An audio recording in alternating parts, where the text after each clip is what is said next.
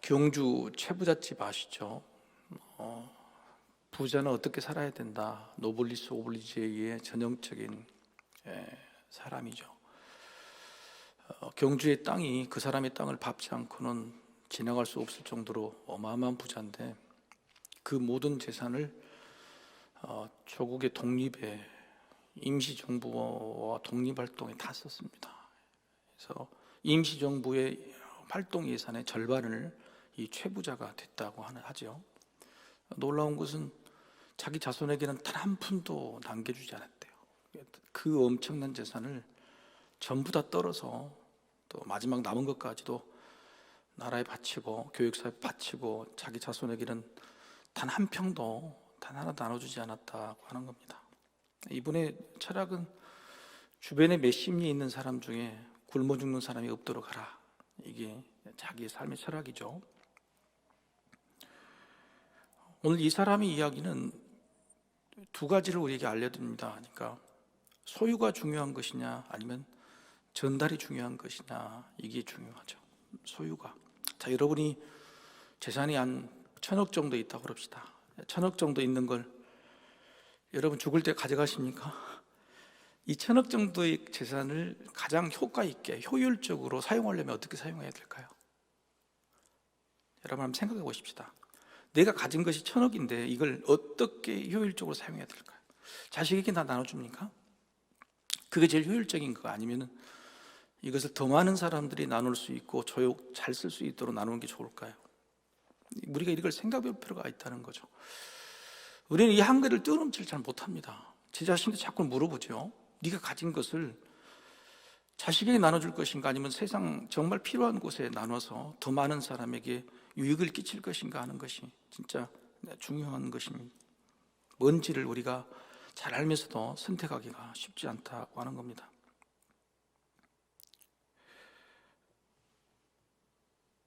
소유와 전달이라는 것 자체가 우리 믿음의 어떤 한계를 결정짓는다고 주님은 여러 번 말씀하시죠. 그래서 우리가 가진 것이 많은 것을 소유한 게 중요한 게 아니라 어떻게 하면 내가 가진 것이 적더라도 그것을 전달할 것인가, 이게 중요한 겁니다. 그래서 사실은 예수님께서 우리에게 맡기신 사명은 뭐냐면 소유자가 아니라 전달자입니다. 뭔가를 전달할 거다. 이게 굉장히 중요한 거죠. 너는 뭔가를 소유하는 사람이 되는 게 아니라 뭔가를 전달하는 사람이 되라는 게 이게 물어보는 거예요. 그러니까 주님이 난자 훗날 우리 앞에서 네 믿음으로 천국에 온 것은 잘한 일이다. 그런데 네 믿음을 누구에게 전달했느냐. 그렇죠? 내가 너에게 준 사랑을 잘 간직한 것은, 첫사랑을 간직한 것은 정말 좋은 일이다. 그런데 내가 너에게 준 사랑을 누구에게 전달했느냐, 이걸 물어보시는 거죠. 그게 우리가 마지막 순간에 고민해 봐야 될 것입니다. 나는 내가 가지고 있는 이 소유를 누구에게 얼마나 전달, 물질이 아닐지라도 내가 받은 사랑, 내가 가진 믿음, 내가 가진 복음을 누구에게 전달했느냐, 한 사람이라도 더 많은 사람에게 전달했느냐, 이게 이제 우리가 삶의 근본적인 가치를 가져야 된다는 거예요. 세상에 사는 사람들 보면은 막 더 가지려고 하고 자기 것을 채우려고 하는 사람 많은. 근데 어떤 사람 보면은 적게 가져도 덜 나누는 것에 열심히 낸 사람이 있는 사람이 있어요. 어떤 사람의 인생에 가치가 있을까? 남에게 조금 나눠주는 것도 벌벌벌 떠는 교회가 있고, 가진 것이 없어도 어떻게든 좀 많이 나눠주려고 하는 그런 교회가 있고, 그렇죠. 그러면 일단 하나님께 칭찬받는 건 놔두고 여러분 막 가지려고 하는 사람하고 나눠주려고 하는 사람, 누가 더 행복할까요? 누가 더 행복할까요? 누가 더 행복하고 값진 인생을 살고 그 짧은 인생이라도 즐겁게 살 수 있을까 하는 거죠. 우리 사순절 기간에 새벽 기도의 주제가 뭐죠? 제목이? 주제? 여러분이 나눠드린 책자의 제목이 뭐죠? 벌써 5주가 지났는데 나의 부활이죠. 나의 부활. 나의 부활을, 내가 부활을 가지고 있으면 뭐하냔 말이에요. 나는 부활하고는 당연한 거지만 나의 부활을 누군가에게 전할 수 있다면, 누가에게 전달할 수 있다면, 내가 가지고 있는 내 부활, 이것을 누군가에게 전할 수 있다면, 그러니까 나의 부활이 목적이 아니고 누군가에게 부활을 전해야 되는데 그것이 아름다운 삶인데 내 부활이 아니면 전하기 어렵다는 거예요. 내가 부활을 믿지 못하면 전하기 어렵다는 거죠. 그죠? 부활이 내 것이어야 전할 수 있는 겁니다. 그래서 사순절 기간 쭉 달려온 것은 뭐냐면 부활을 전해야 되겠는데 정말 당신의 부활인가? 당신이 부활이 됐는가를 쭉 말씀해 드린 것이고, 오늘 저녁 고난주간 저녁 기도의 시간은 그러면 당신의 부활, 나의 부활이 됐다면 그 부활을 누구에 전할 것인가, 어떻게 전할 것인가에 대한 말씀을 좀 나누자고 하는 것입니다. 왜요? 주님의 말씀 거기에 네가 가지고 있는 이 보물, 부활을 전하는 자 됐으면 좋겠다고 말하고 있기 때문에 그렇습니다. 부활의 증인들에 대해서 오늘부터 좀 살펴볼 건데, 오늘은 베드로의 주로, 내일은 막달라 마리아, 또 수요일은 엠마와 두 제자, 목요일은 11제자, 금요일은 토마, 그리고 토요일은 500의 형제. 이렇게 예수님께서 부활 후에, 부활한 즈음에 많은 사람에게 증인이 되라고 그 부활의 증인자로 삼은 사람들을 쭉 이제 살펴보게 될 거죠. 부활의 첫 증인으로 사실은 삼은 사람은 성경의 복음서가 여러 복잡합니다. 막달라 마리아인지 여인들인지 베드로인지 이제 복잡하죠. 그런데 중요한 것은 성경에서 예수님께서 끝까지 증인되기를 포기하지 않고 그 누구보다도 끝까지 이 증인의 삶을 살도록 강조했던 사람이 베드로였어요. 부활 후에 오늘 첫 이 빈 무덤을 마리아가 여인들이 와서 알려줬잖아요. 베드로와 요한이 가서 보죠. 그리고 이 베드로가 믿질 않죠. 오늘 아까 영상 보셨잖아요. 믿지를 않습니다. 보고 나가서도 믿질 않아요. 예수님이 베드로를 또 만나주세요. 베드로를 또 만납니다. 개인적으로 고린도전서 15장 5절에 보면은 우리가 지금 복음서에는 드러나지 않지만 베드로를 또 찾아가세요. 엠마오 마을로 가는 두 제자를 만나기 전에 예수님이 베드로를 만나러 가신다는 사실이 고린도전서 15장 5절에 기록이 되어 있어요. 첫 번째 그 소식을 베드로가 봐서 무덤을 봤죠. 근데 못 느꼈어요. 그리고 나서 또 베드로가 안 믿으니까 베드로를 또 찾아가 주셨어요. 근데 베드로가 여전히 아까 같이 믿지 않는 거예요. 훗날 베드로가 갈릴리로 고기 잡으러 가자. 예수님께서 내가 부활 후에 갈릴리에서 만나자고 그랬는데 갈릴리로 가는 거 예수님 만나라고 한 게 아니었어요. 그냥 자기 그 직업을 찾아서 그냥 떠난 것인데 예수님 만나게 된 거죠. 그때도 이 베드로는 예수님이 앞에 감히 나서지를 못합니다. 근데 그때도 예수님께서 마지막에 또 베드로에게 요한복음에서 말씀하시죠.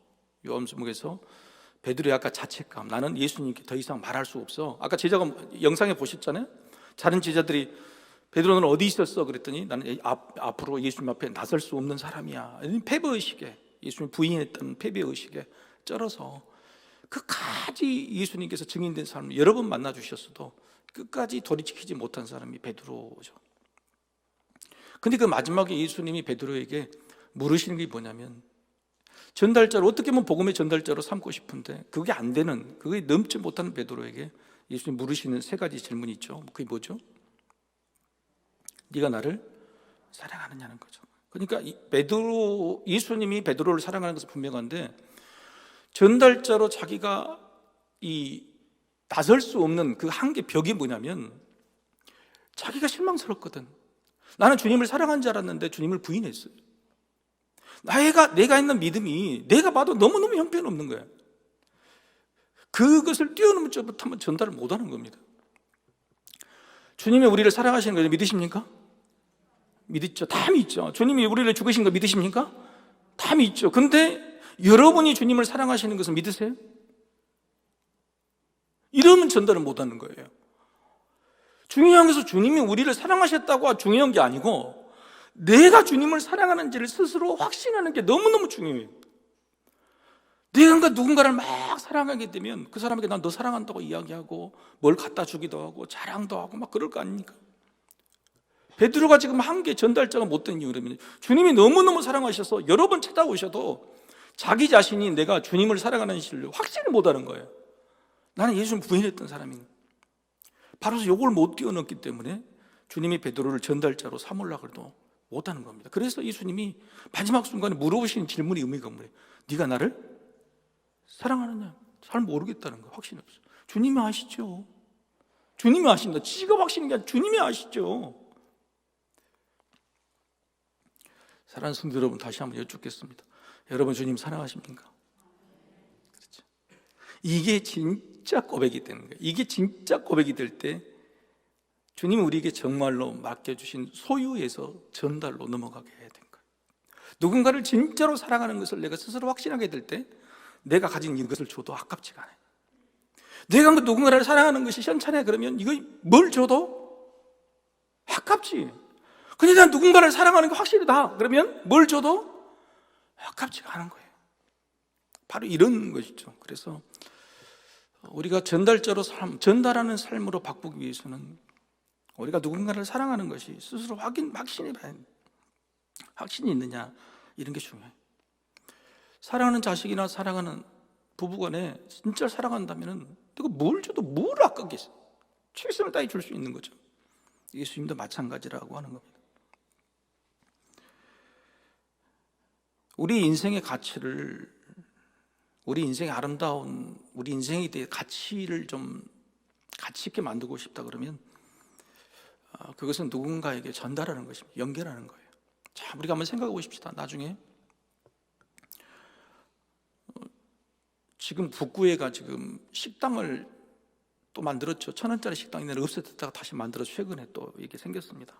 그분이 식사를 전하는데 그거 좀 마진이 도저히 안 될 겁니다. 그런데 그분이 하신 말씀이 뭐냐면 그냥 한 사람이라도 더 많이 먹었으면 좋겠다고 하는 거예요.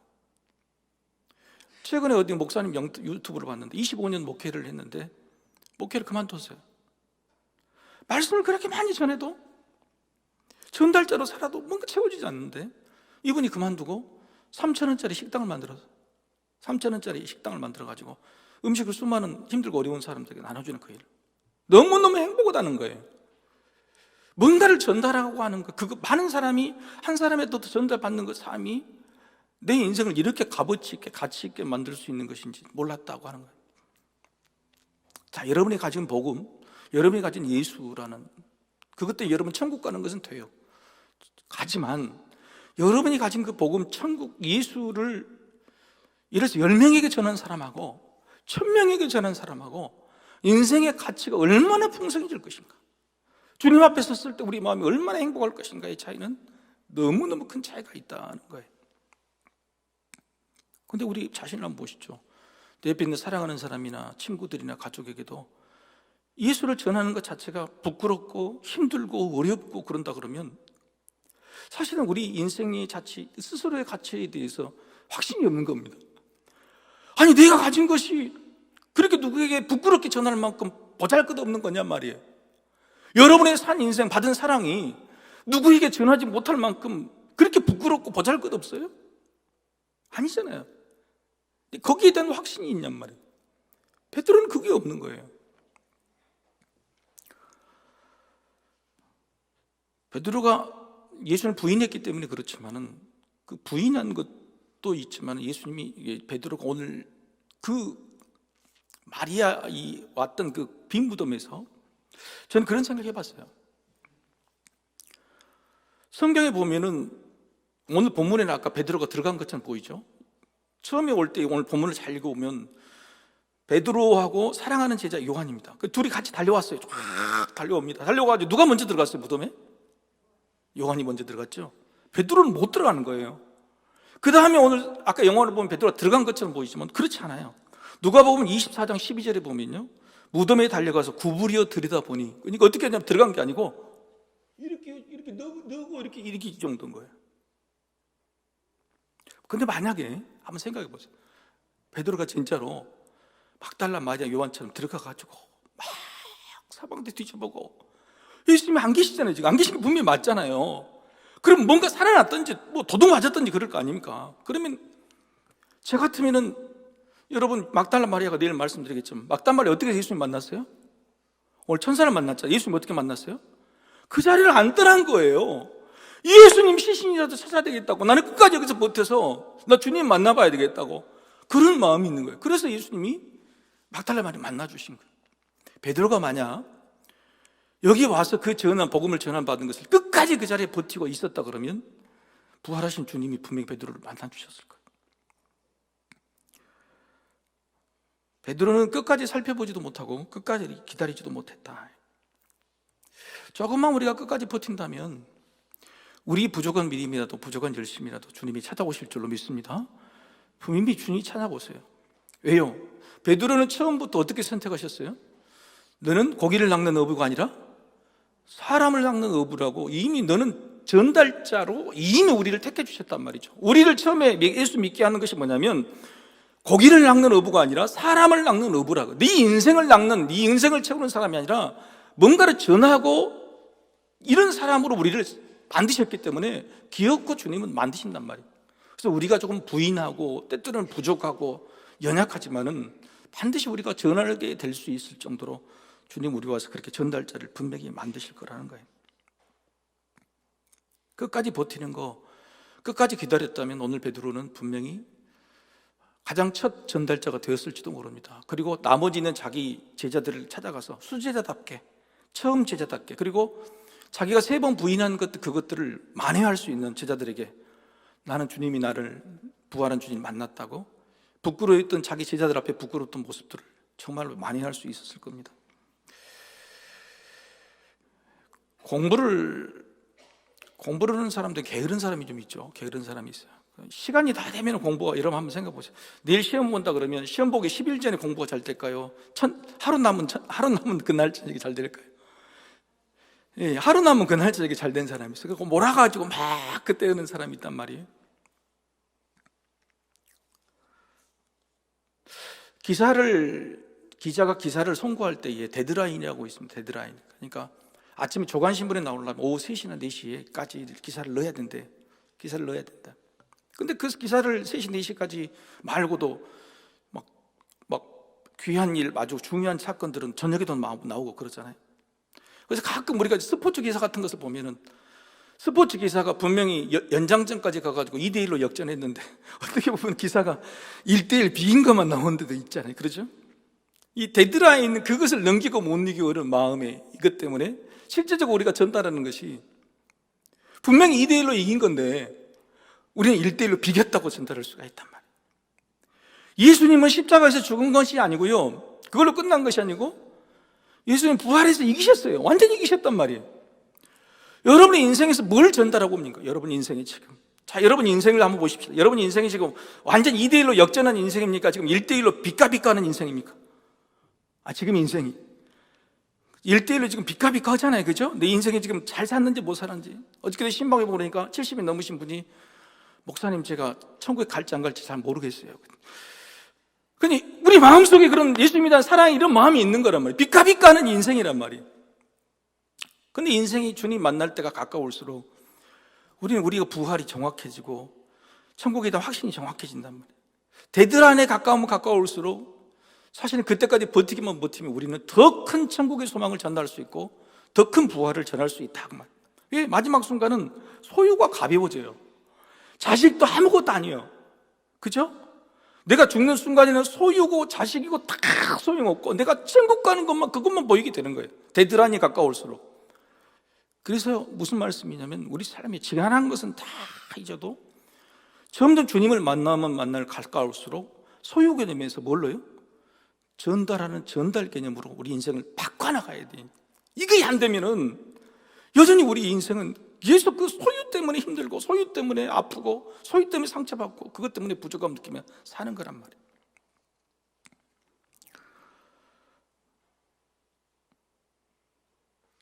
끝까지 버티는 사람, 그 여인들의 그 모습은 너무너무 기쁘고 좋습니다. 마태복음 28장에 보면은 여인들이 끝까지 기다려서 28장 8절에 예수님 만나고 그러면서 제자들에게 그 소식을 전하는 그 모습이 뭐냐면 이렇게 기록이 되어 있어요. 무서움과 큰 기쁨으로 다름질했다. 이렇게 한번 따라해볼까? 무서움과 큰 기쁨으로 다름질했다는 거예요. 그러니까 우리 마음속에는 두 가지의 마음이 있어요. 무서움이 정말 이런 일이 나에게 일어나는가, 이게 진짜인가에 대한 무서움이 있고, 그런 한편으로는 뭐예요? 막 기쁨으로 우리가 다름질. 인생의 마지막 순간에 내게 가장 큰 복된 소식이 있다고 왔는데, 그때 우리에게는 무서움만 있느냐 아니면 기쁨이 함께 있느냐, 이게 정말 중요한 문제라는 겁니다. 자, 여러분에게는 지금 기쁨이 있습니까? 누군가에게 달려갈 때 기쁨이 있습니까? 이게 참 중요해.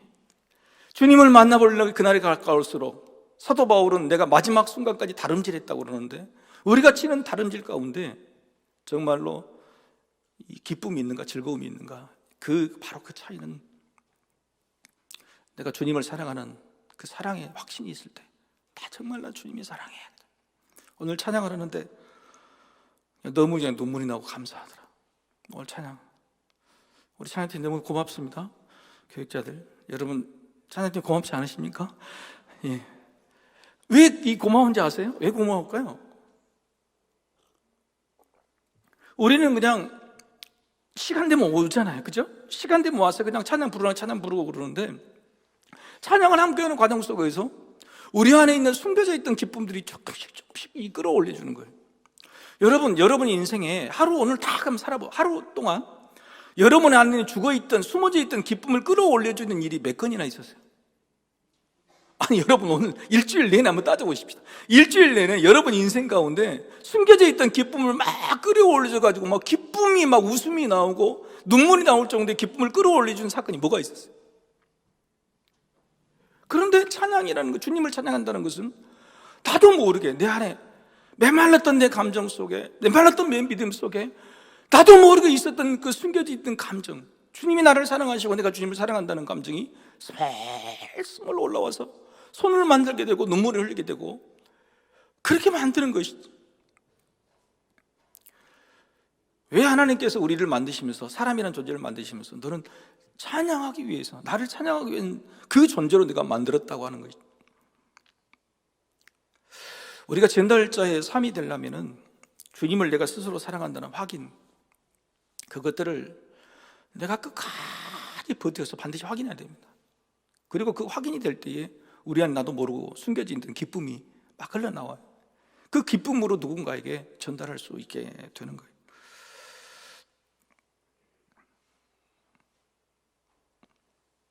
여러분, 영혼이라는 걸 믿으십니까? 영혼. 세상 사람들은 영혼에 대해서 별로 생각을 안 한 것 같아요. 우리 자녀들 중에서도 그냥 눈에 보이는 욕심의 삶과 영혼의 삶, 이 두 가지를 놓을 때 영혼을 절대 인정하지 않는 자녀가 있다고 그래요. 근데 그게 세상 사람들은 그게 일상적입니다. 영혼에 대해서. 근데 우리는 예수 믿는 것 자체가 도대체 왜 기쁨이 되냐면은 사람 안에 있는 영혼이라는 그 존재를 늘 인정하고 보게 만드는 거예요. 내가 욕심에 매여 있는 사람인데 그 욕심에 매여 있는 것이 아니라 네 안에 영혼이 있고 그 영혼을 통해서 세상 사람들이 누리지 못하는 그 놀라운 기쁨, 그 감격, 감동, 눈물이 나게 만든다는 그 자체가 우리 안에는 정말 너무너무 큰 감사라는 거예요. 여러분 안에, 여러분 영혼 속에 주님을 사랑하는 사랑이 있는 줄로 믿습니다. 주님을 찬양하는 찬양이 있는 줄로 믿습니다. 그리고 스스로 기뻐하는 그 기쁨이 있는 줄로 믿습니다. 그것들을 힘들고 어려운 삶 속에서도 끌어내야 돼. 그것이 나올 때에 내가 가지고 있는 소유 때문에 힘든 것이 아니라 작은 것을 소유하더라도 전달자의 삶, 그 기쁨을 우리가 전할 수 있게 된다, 이 말씀을 나눕니다.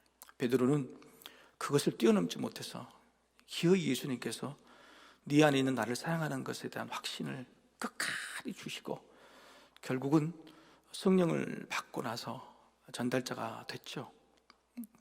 베드로는 마지막에 성령을 받고 나서 부활의 주님, 그래서 가룟 유다 대신에 제자를 뽑을 때에 그 제자가 되는 조건이 뭐냐면 주님의 부활을 전하는 사람, 이렇게 정합니다. 딱 한 가지, 주님의 부활을 전할 수 있는 사람, 주님의 부활을 경험해서 나의 부활이 된 사람, 그 부활을 전할 수 있는 사람, 바로 여러분이 그런 사람이 되기를 소망합니다.